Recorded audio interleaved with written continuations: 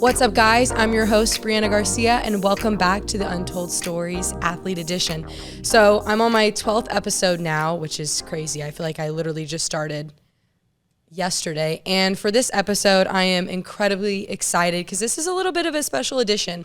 This athlete actually just graduated a couple months ago and has been going through a completely different journey than a lot of the athletes that I came on here. And so for the 12th episode, I have on JT Woods. So a little bit of background about JT is that he's appeared in, he's from San Antonio, Texas, and he was on the football team. He was a safety, and he's appeared in all of his 60 games as a Baylor Bear and started in 28 of them, which is incredible in itself. In 2020, he was all Big 12 honorable mention with 3 interceptions and 1 pass breakup. And then in 2021, he led the Big 12 and the NCAA with 6 interceptions and set a career best with 2 interceptions in the Baylor's Sugar Bowl victory over Ole Miss. So yeah. Hi, JT. Hello. How's your day been? It's been pretty good. It's been really good. I can't complain. Yeah, I'm super excited to have you on. So the first thing I kind of talk about with my guests is why you chose Baylor. Mm-hmm. Yeah, so for me, it was honestly a pretty easy choice coming out of high school. I kind of had not a lot of recruitment, but I did have some options. And just the biggest thing for me is I'm really big on family. And so when I was getting recruited by Coach Rule and his staff at the time, it just felt like family. Like I didn't really feel like I was just another recruit. I didn't feel like they were just trying to get me on so that they can just use me. Like I really felt like they were trying to build me as a person, and they kind of expressed that vision for me early on. So it was pretty much a no-brainer. And then it helps, like you mentioned, I'm from San Antonio, so Waco's only like 2.5 hours away from home. So it was close to home. Yeah, so you mentioned family, and I know that you are the oldest of 4 siblings. You have 3 younger sisters. So can you talk about how they've kind of impacted you throughout your career? Yeah, my sisters are everything to me. You know, me being the oldest, I kind of took on the role as like the big brother, taking care of everybody. So I've kind of, implemented that in my entire life. Like even when I was at Baylor in my time, I always tried to be like the big brother to the younger guys, making sure that they were taken care of, making sure that they had a voice. And so I'm really thankful that I had the opportunities to have, 3 beautiful younger sisters that just kind of take care of. They're all so different in their own personality, but it's really, really amazing just watching them grow up and how I'm a part of their life. Yeah, no, that's awesome. And I know you came to Baylor in January of 2018. Correct. And how old were you when you came? I was 17. Okay, so that is super young, and now you're 21, 22? 21. And so coming at 17 years old, I don't know if you had a lot of knowledge. Can you kind of explain how coming in at 17 and like how you had to learn your knowledge throughout these 4 seasons that you've been on the Baylor football team? So for me, it wasn't really, being so young wasn't that big of an issue because I've always been pretty mature for my age. So there wasn't really any huge learning curves that I had to go through being so young. Kind of coming in early helped me because I wasn't coddled. I wasn't babied at all. Like I was just kind of thrown into the fire. And so obviously I had some people kind of guiding me here and there, but I was expected to just kind of run with everybody else and, not slow anybody down. So I think that helped a lot. It kind of helped me mature even more, even though I was already a little bit more mature than your normal 17-year-old. Yeah.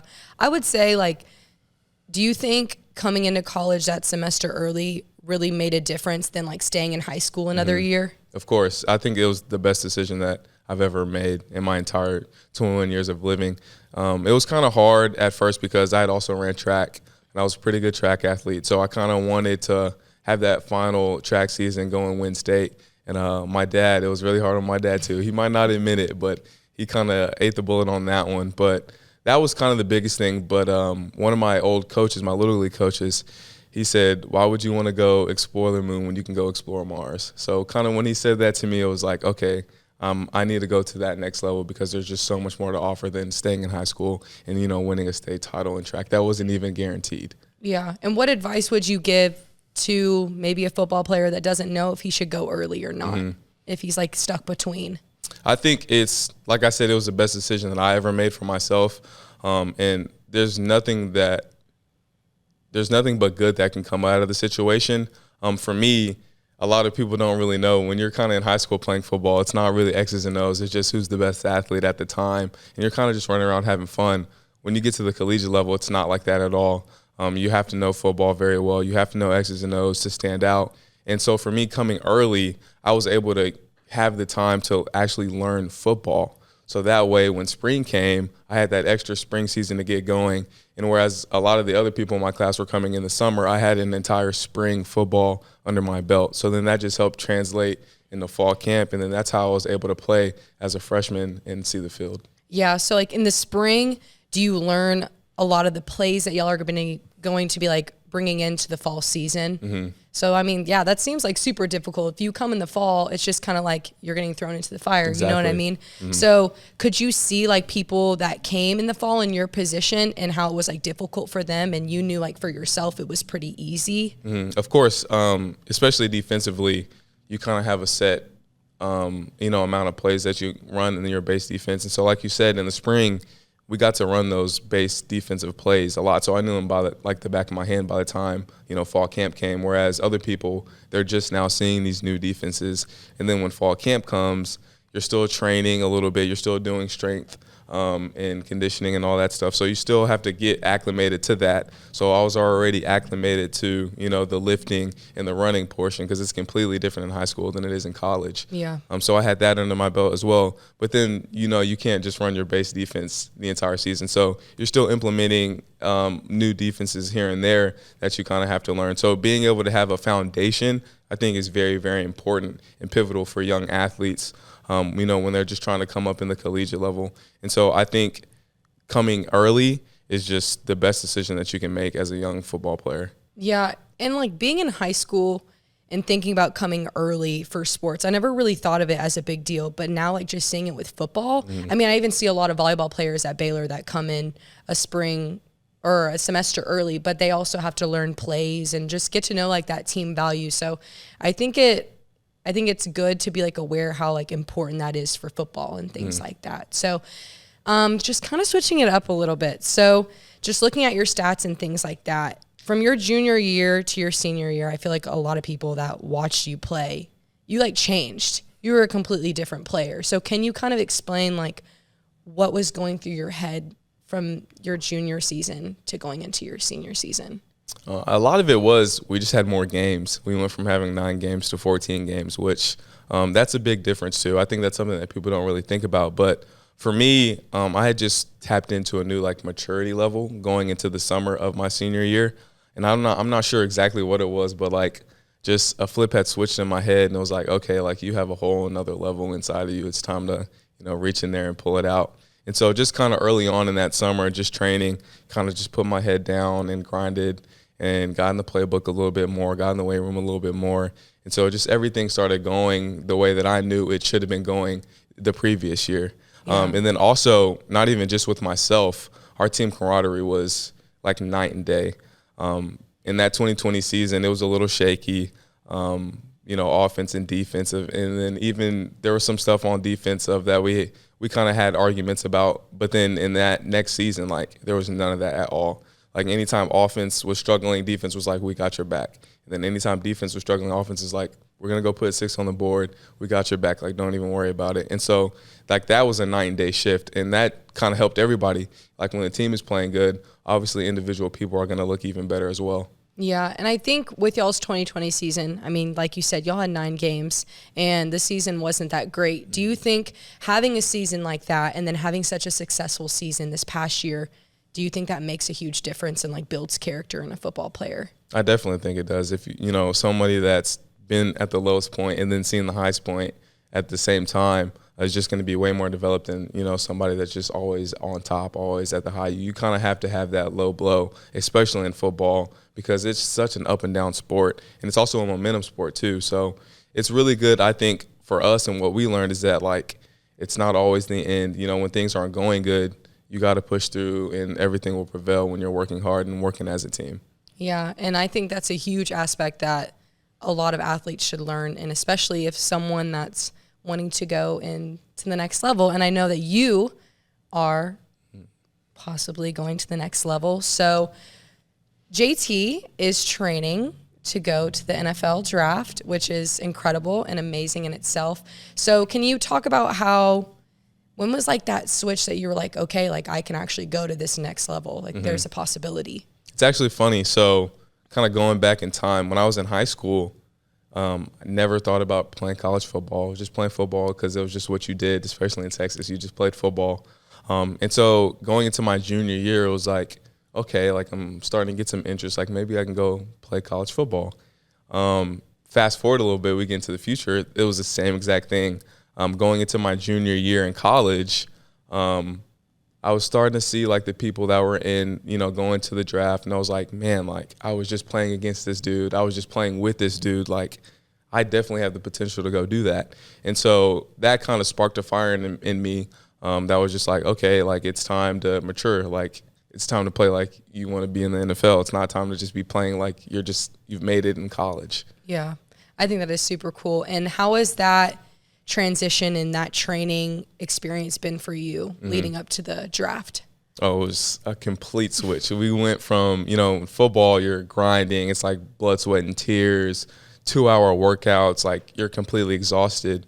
And then when you switch over to combine training, it was like, did I really just work out? Like you go from like 45-minute workouts and they're really targeted, but you're working on one specific thing. Maybe explosiveness. You're not really working on endurance because you're only running 4 to 5 seconds when you have to run a 40. You're not doing any squatting because you're not really having to move another human being. Yeah. It's just all against the clock. Yeah. And so that was a little difficult for me because at first it was like, well, am I really getting the work that I should be getting? Like I felt like I was shorting myself. But then as I kind of started going through the process, it was like, okay, no, like it's starting to translate a little bit. Like I'm not getting in shape for football. I'm getting in shape for the combine. Yeah, and I can definitely see that being difficult because how many, not drills, I guess drills and things like that, how many are in like the combine, do you know? I couldn't even tell you. I know like the non-football stuff, it's like you run your 40, you do your 2 shuttle drills, then you have your broad jump, then you have your vertical jump. So a lot of that stuff is technique based. Yeah. So it's not really a measurement of like athleticism than it is like technique. And so that was the biggest thing is you had to learn technique of like small things. Like I never really thought of how much technique went into running a 40. Yeah. But it took me 2 to 3 months to learn how to run a 40. Yeah. And I ran track, so it's like, oh, I know how to run. I didn't really worry about it. But then like when I started learning it, it was like, wow, this is completely different. Yeah, and I was going to mention with track, do you think it helped you in some sort of way or not like that you expected? I definitely think it helped me later on in the development of the combine training, just because a lot of the stuff that we were getting coached on in technique, we were learning, I had already kind of had in me, and I didn't even know I had it in me just because I was running track for so long. So there are some similarities in like track and running the 40, but it's still a little bit different. Yeah, and I know you went to the Reese's Senior Bowl, and you also were invited to the Combine. Can you kind of just summarize like those experiences that you went through and maybe some things that you didn't really expect and you're pretty surprised about? Yeah, that was just the Reese's invite was an amazing opportunity for me because it was like, okay, I get to go play with my teammates again. Terrell Bernard, Jalen Petrie, and Abram Smith had already been invited, so me being able to play with those guys like one more game was just, it meant the world to me, just me being out there, even being at practice with those guys and just laughing. And it just felt like old times for me. Yeah. And so like that was really, really refreshing because I was all the way out in Arizona, which I'm sure we'll get into a little bit later. And so I was kind of by myself. So then for me to see those guys, it was really refreshing. And then for me to be playing football again, I had went like two months or so without playing football, and I was just doing combine training. So to kind of have that difference in training and, learning another playbook, and being able to just backpedal and brake and actually put a helmet on, like all those things were really familiar to me, and I kind of missed those a little bit. So it was amazing to get that opportunity, and then to go play like on one of the biggest all-star games that you can play in was just amazing, and just go represent Baylor. And then for the combine, that was something in itself, like something I grew up watching because I was really big on college when I was growing up. And so like when it was combine time, my dad always just had the combine on all day, and it was just on repeat. And so being actually at the combine where you're growing up as a kid and you're watching people at the combine was just like a dream come true to me. Yeah, and I know at the combine, y'all's group was the last group, and your last name is Woods, and I watched it, and you were the last person. And to me, like, I think that is so mentally tough in itself because there might not be a lot of people there and things like that, and you're the last person to do everything. So was that mentally tough for you, or you were prepared for that and you knew that's what was going to be happening? For me, kind of going in, I knew that was probably what was going to be the case. It wasn't really tough for me. I'm a pretty even kill kid, so I wasn't really necessarily bothered by it. I was thinking all the positives out of it. Like, I got all the people in front of me that get to demonstrate the drills and all the little stuff that the coaches are around, because there's coaches at the combine, there's scouts at the combine, and they're critiquing us as we go. And so just listening to those little critiques of other people and applying them, to my critiques mentally before I get out there and do whatever it may be, just helped. So I saw it as an advantage, honestly. Yeah, and you did a little celebration at the end, did. and I don't think anybody could have done it better. So it was awesome. And so the people that run those drills are scouts of other organizations? Okay. And how do you feel about that? Does that make you feel like comfortable? I definitely think it makes me feel a lot more comfortable than it feels anybody else, because you got to think those guys are the ones that are going to be evaluating anyway. So it just makes more sense that you have them already hands-on evaluating you and kind of coaching you through stuff. And then it helps you kind of get acclimated, to that process. You're just walking around and you see a scout and you might just have a 3 to 5 minute conversation with that person. It was like that at the Senior Bowl as well. So just kind of being in that environment was really different. But that's something that I really, really enjoyed. Yeah, and you've probably done a ton of interviews. And have you enjoyed them? Do you like being interviewed? I have. Like, who doesn't like talking about themselves, So the interview process, it was a little different, but my dad early on used to grill me with interview questions at the dinner table, and we all used to think he was crazy, and we used to make fun of him, but no. He definitely, he knew before we all did, so I thank you, Dad, for that. So I was kind of prepared for that. I've been, interviewed a lot, so it wasn't really anything difficult about that. I will say, though, at the Senior Bowl, we had, they were called formal interviews. And so it was a bracket from 7 p.m. all the way to 11 p.m. And it was like speed dating. So we met with every single team. You had 15 minutes with one team, and then the buzzer went off, and you just moved to the next team.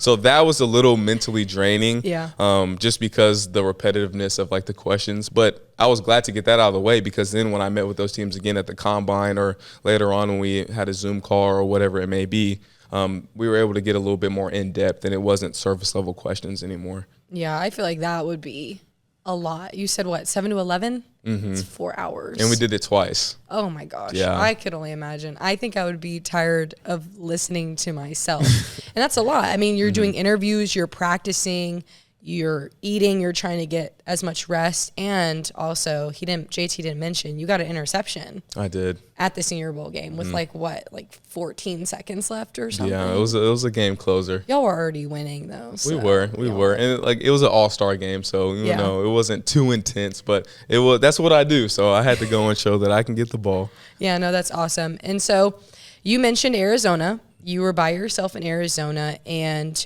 for people that don't know, whenever you're going to go train for the combine, you usually go to a different organization. Yeah, for the most part. So the one you went to is Exos, Correct. And that's probably one of the biggest people that helped football players try to get to the combine, make it well for the draft, things like that. Probably not saying anything right, but what is their locations? Dallas? So there's an Exos in Dallas. There's one in Arizona, which is the one I was at, Phoenix, Arizona.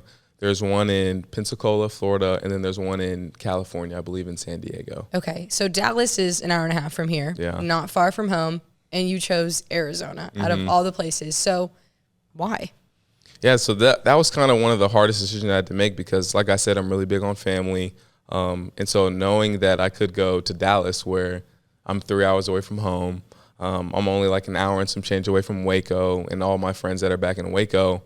So that was kind of hard, but I really wanted to go somewhere different so that I can kind of just focus on myself. I'm a pretty not selfish person at all. And so for me to make a selfish decision like that was really hard. But I definitely think it was one of the better decisions that I could have made, because that was one of the best facilities out in the country. That's what I had been told, and I was just going to believe that. And I went out there, and it definitely was by far just the things that I had, from resources to the coaches to even the athletes that I was working out with, was just bar none. It was amazing. And so I don't regret making that decision at all. It was a little tough being by myself, but I was able to just work out and then get on the video game, which I love to do. So it was kind of right up my alley.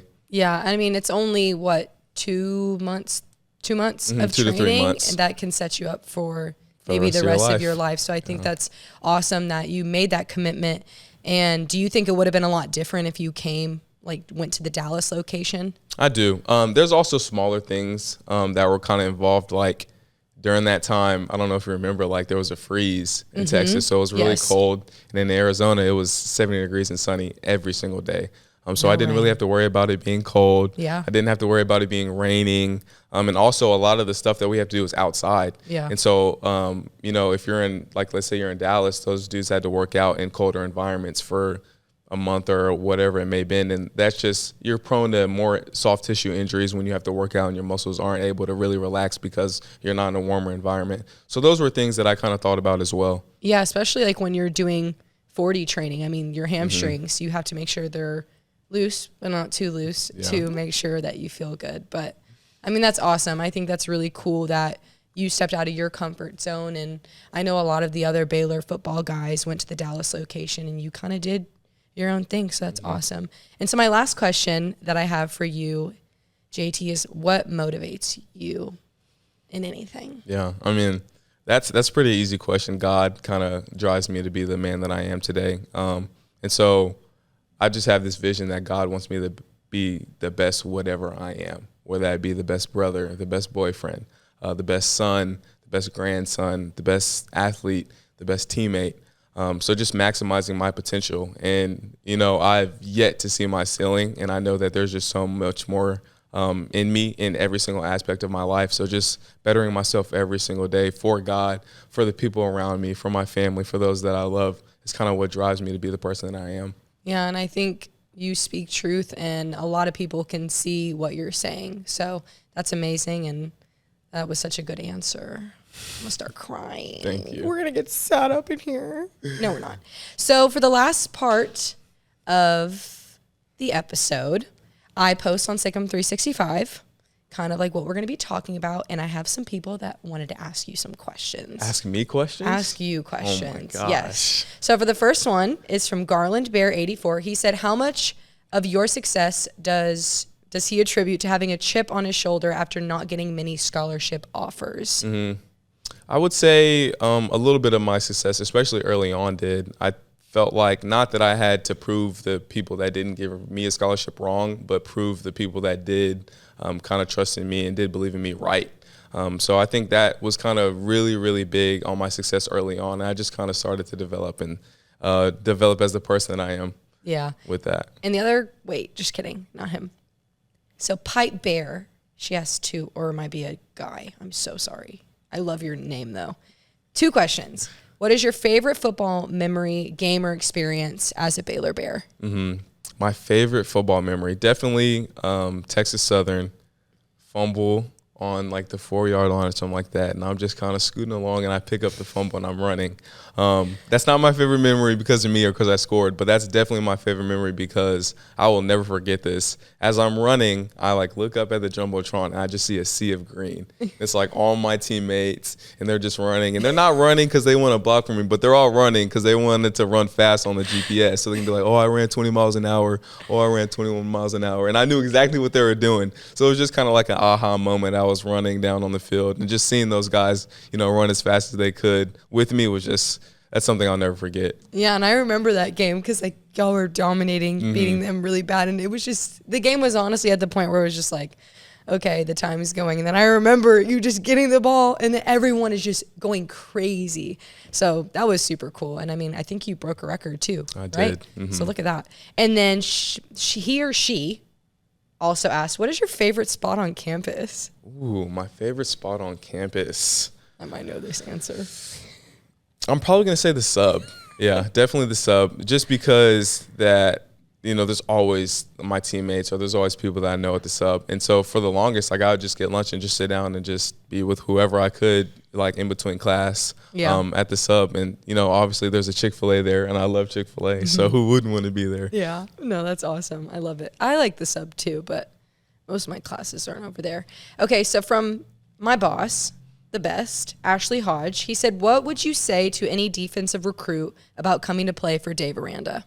Well, I would say you're in for a treat, especially if you love defense. that dude is a defensive guru. Like, he knows so much. He has a wealth of knowledge when it comes to football and defense. So definitely communicate with him, get under him, and just learn all the stuff that he has to offer. Yeah, no, that's awesome.